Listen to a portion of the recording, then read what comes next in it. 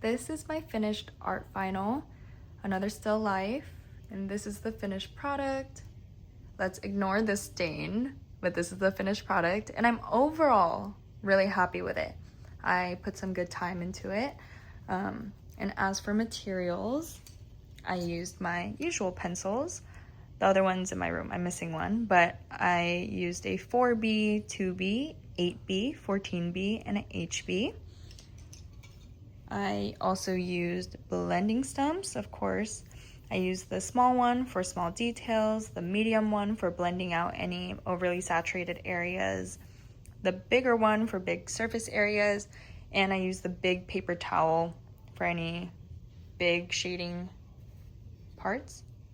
I also used my putty eraser for highlights and taking away some darkness from like areas that I might have went too dark.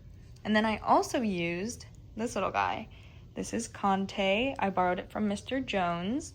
And I used this for super dark areas, like there, there. And then I used it a little bit right there and like right there. I used it pretty sparingly because I was a little intimidated by it, but overall it was really useful.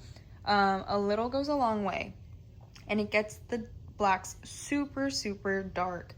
When blending, it does feel a little bit more scratchy than the normal graphite, but once you get used to that, the dark that it makes is crazy.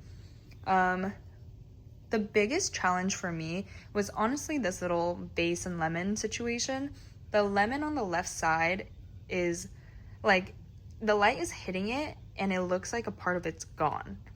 The reference was hard to follow, but I think it turned out okay. The base, I think I could have added a little bit more detail, but overall I think everything looks cohesive.